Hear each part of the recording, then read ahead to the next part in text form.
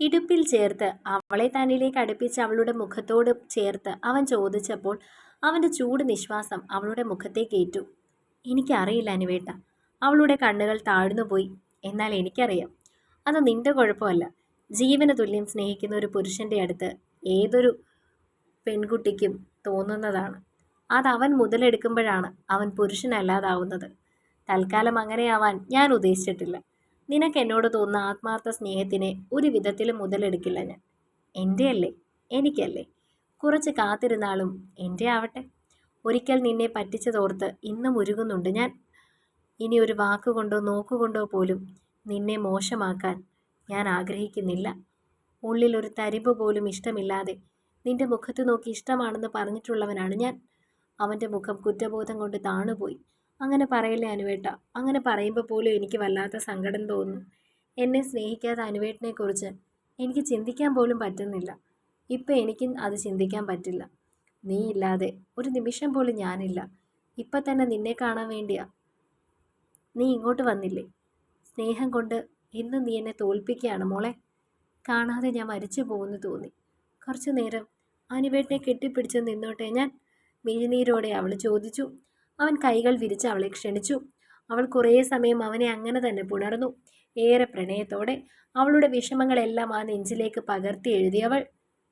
രണ്ടുപേർക്കും കുറച്ചു സമയം സമാധാനം തോന്നിയിരുന്നു. അവൻ അവളുടെ കണ്ണുകളിൽ ഒരു നേർത്ത ചുംബനം നൽകി.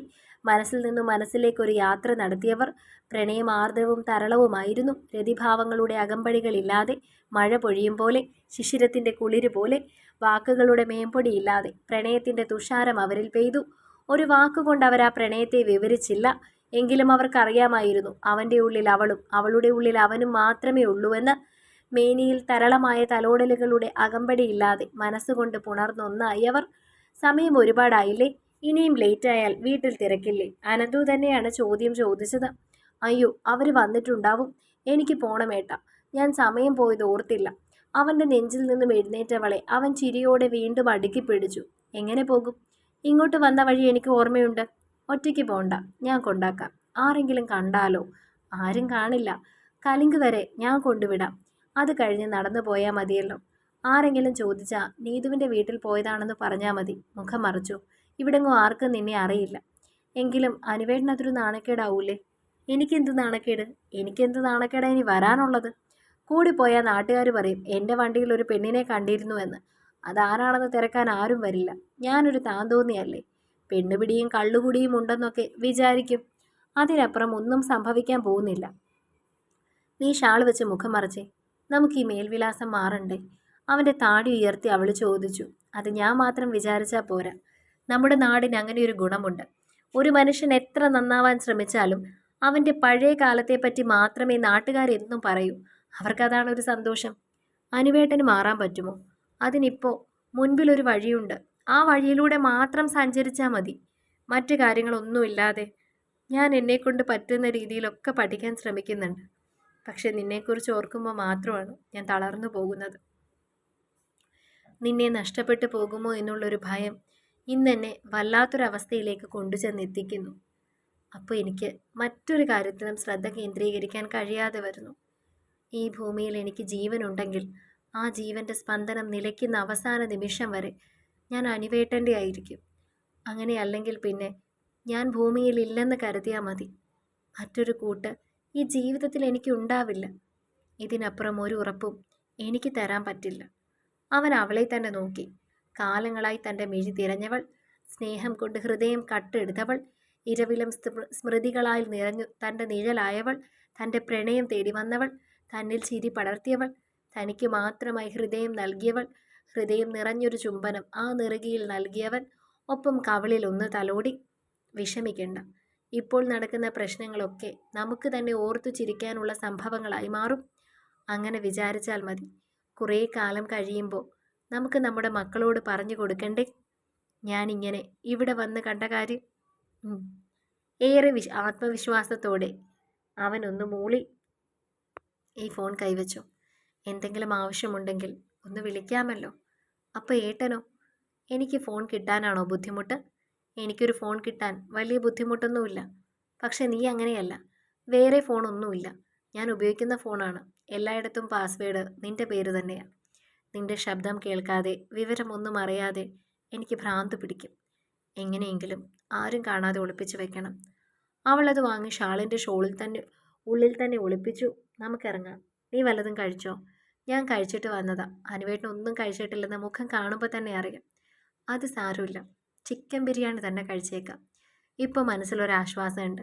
ഇനി എന്തെങ്കിലും ഭക്ഷണം കഴിച്ചാലും അത് ശരീരത്തിൽ പിടിക്കും. പുറത്തേക്ക് ഇറങ്ങിയപ്പോഴാണ് സാധനങ്ങളുമായി അമ്പിളി എത്തിയത്. മറ്റു കാര്യങ്ങളെപ്പറ്റി ഒന്നും കുറച്ച് സമയം ചിന്തിച്ചിരുന്നില്ല എന്ന് പറയുന്നതാണ് സത്യം. ഷെഡിൽ നിന്നും ഇറങ്ങി വരുന്നവരെ മാറി മാറി നോക്കി അമ്പിളി. ദിവ്യയുടെ മുഖത്ത് നിറഞ്ഞു നിന്ന അമ്പരപ്പ് മനസ്സിലായിരുന്നു അമ്പിളിക്ക്. ആരാടാ ഇത്? അവളുടെ മുഖത്തേക്ക് നോക്കി അനന്തുവിനോടായി അമ്പിളി ചോദിച്ചു. ഞാൻ പറയാം, വന്നിട്ട് പറയാം, എല്ലാം വിശദമായി പറയാം. ഇപ്പം അമ്മ ഒന്നും ചോദിക്കരുത്. ഞാൻ ഇവളെ കൊണ്ടുവിട്ടിട്ട് ഇപ്പോൾ തിരിച്ചു വരാം, എന്നിട്ട് പറയാം. ധൃതിയിൽ അവളുടെ കൈക്ക് പിടിച്ച് അവൻ പുറത്തേക്ക് നടന്നു. 2 വട്ടം തിരിഞ്ഞ് അമ്പിളിയെ നോക്കി അവൾ ആരാണെന്നുള്ളൊരു ഭാവമായിരുന്നു അമ്പിളിയുടെ മുഖത്ത്. ബൈക്ക് സ്റ്റാർട്ടാവുന്നതും അവനോടൊപ്പം അവൾ ബൈക്കിൽ കയറി യാത്ര തിരിക്കുന്നതും ഒക്കെ അമ്പിളി കണ്ടു. ഒരു പെൺകുട്ടിയെ സ്നേഹിക്കുന്നുണ്ടെന്ന് അവൻ പറഞ്ഞ കാര്യം അമ്പിളിയുടെ മനസ്സിലേക്ക് വന്നു. ആ പെൺകുട്ടിയാണോ എന്ന് ഒരു നിമിഷം അമ്പിളി ചിന്തിച്ചിരുന്നു. അതോടൊപ്പം എവിടെയോ ഒരു ഓർമ്മയും അമ്പിളിയിൽ നിറഞ്ഞു നിന്നു. അമ്പിളി! പെട്ടെന്ന് അപ്പുറത്തു നിന്നും ഒരു വിളി വന്നു. അവൾ തിരിഞ്ഞു നോക്കിയപ്പോൾ അനിതയാണ്. ഈ കൊച്ചേതാ? കുറച്ചു മുൻപേ വീട്ടിൽ വന്ന് അമൃതയെക്കുറിച്ച് ചോദിച്ചിരുന്നു. അവളെ കാണാനാണെന്നാ പറഞ്ഞത്. ഇവിടെ ഞാനിപ്പോൾ വന്നിട്ട് കുറച്ച് സമയമായി. അകത്താരെയും കണ്ടില്ലല്ലോ. പിന്നെ ആരെ കാണാനാ കൊച്ചു വന്നത്? ആ ചോദ്യത്തിന് അമ്പിളി ഒന്ന് പതറിപ്പോയി. ഞാൻ കടയിൽ പോയിരുന്നു ചേച്ചി. ഇപ്പം ഇങ്ങോട്ട് വന്നതേ ഉള്ളൂ. ചുമ്മാതല്ല ആ കൊച്ചു വന്നത്. അപ്പോൾ ഇവിടെ ആരും ഇല്ലെന്നറിഞ്ഞിട്ട് വന്നതാ. അനിത അർത്ഥം വെച്ച് പറഞ്ഞു. അത് ഏത് കൊച്ചാണെന്ന് നിനക്ക് മനസ്സിലായോ? നമ്മുടെ കവലയിലെ പലചരക്ക് കട നടത്തുന്ന വിശ്വൻ്റെ മോളാ. നമ്മുടെ അമൃതയുടെ കൂടെ ഒന്നിച്ചാണോ പഠിക്കുന്നേ? ആയിരിക്കും. അവളെ കാണാൻ വേണ്ടി വന്നതാ. എന്തോ ബുക്കോ മറ്റോ എടുക്കാനാണെന്ന് തോന്നുന്നു. അവളെക്കുറിച്ച് മോശമായി ഒന്നും സംസാരിക്കാൻ ഇഷ്ടപ്പെട്ടിരുന്നില്ല അമ്പിളിയും. അവളുടെ മുഖം കണ്ടപ്പോൾ തന്നെ അമ്പിളിക്ക് അവളോട് ഒരു പ്രത്യേക വാത്സല്യമാണ് തോന്നിയത്. അതുകൊണ്ട് തന്നെ കൂടുതലൊന്നും പറയാതെ അകത്തേക്ക് കയറി അമ്പിളി. എങ്കിലും അനിതയുടെ മുഖത്ത് ഒരു ചിരി നിന്നു. ഇറങ്ങും മുൻപ് അവൾ അവൻ്റെ പുറത്തൊന്ന് ചുണ്ടു മുട്ടിച്ചു. അവൻ്റെ ചുണ്ടിൽ ഒരു ചിരി മുളപൊട്ടി. നീ ഇവിടുന്ന് എങ്ങനെ പോവും? അവൻ ചോദിച്ചു. അത് സാരമില്ല, ഞാൻ പൊയ്ക്കോളാം. അമ്മ എന്ത് കരുതി കാണും? എന്തെങ്കിലും മോശമായിട്ട് കരുതിയിട്ടുണ്ടാവോ? അവൾ ആവലാതിയോട് ചോദിച്ചു. മോശമായി ഒന്നും കരുതിയിട്ടുണ്ടാവില്ല. മറ്റാരേക്കാളും അമ്മയ്ക്കല്ലേ മക്കളെ അറിയൂ. ഞാനങ്ങനെ പെൺപിള്ളേരോട് മോശം സ്വഭാവം കാണിക്കുന്ന ഒരാളൊന്നും അല്ലെന്ന് നന്നായിട്ടറിയാം. മാത്രമല്ല, വെറുതെ ഒരു തമാശ പോലെ എനിക്കൊരു പെൺകുട്ടിയെ ഇഷ്ടമാണെന്ന്, അതുകൊണ്ടാണ് ഞാൻ ഈ നാട്ടിൽ നിന്ന് മാറി നിൽക്കാത്തതെന്ന് ഒരിക്കൽ പറഞ്ഞിരുന്നു. അങ്ങനെ ഞാൻ പറഞ്ഞ പെൺകുട്ടിയാണെന്ന് കരുതും. നമ്മൾ ഷെഡിൽ നിന്ന് ഇറങ്ങി വരുന്നതല്ലേ അമ്മ കണ്ടത്? തെറ്റായിട്ട് എന്തെങ്കിലും കരുതിയിട്ടുണ്ടാവുമോ എന്നാണ് എൻ്റെ പേടി. എന്ത് കരുതാൻ? അങ്ങനെയൊന്നും കരുതില്ല. ഞാൻ ആ ടൈപ്പ് അല്ലെന്ന് മറ്റേ ആരേക്കാളും അമ്മയ്ക്കറിയാം. അതൊന്നും ഓർത്ത് നീ ടെൻഷൻ അടിക്കണ്ട. പിന്നെ ഞാൻ പറഞ്ഞാൽ മറക്കണ്ട, എപ്പോഴും വിളിക്കാൻ നിൽക്കണ്ട. രാത്രിയിലോ മറ്റോ അവസരം കിട്ടുന്ന അനുസരിച്ച് ഒരു മെസ്സേജോ ഒരു മിസ് കോളോ. അപ്പുറത്ത് നീ ഉണ്ടെന്ന് എനിക്കൊരു സമാധാനത്തിന്. അനുവേട്ട, ഞാൻ ഏത് നമ്പറിലേക്കാണ് വിളിക്കുക? അത് കുഴപ്പമില്ല. നീ വീട്ടിലെത്തി രാത്രി ആവുന്നതിന് മുൻപേ ഞാൻ മറ്റൊരു നമ്പറിൽ നിനക്ക് മെസ്സേജ് അയക്കാം. ആ നമ്പറിലേക്ക് വിളിച്ചാൽ മതി. ഓക്കെ. അനുവേട്ടൻ പഠിക്കണം, ഉഴപ്പരുത്.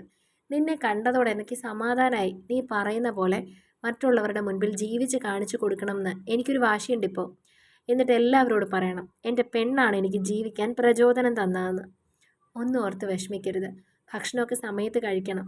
അവൻ അവളോട് ഏറെ കരുതലോടെ പറഞ്ഞു. കുറച്ചു മുൻപ് തന്നെ പിന്തുടർന്ന് വന്ന ബൈക്കിലെ ചെറുപ്പക്കാർ ആ വഴി കൂടി പോകുന്നതും അനുവിനെ കൂടി കണ്ടതോടെ അവർ അത്ഭുതത്തോടെ പരസ്പരം നോക്കുന്നതും ഒക്കെ കണ്ടിരുന്നു.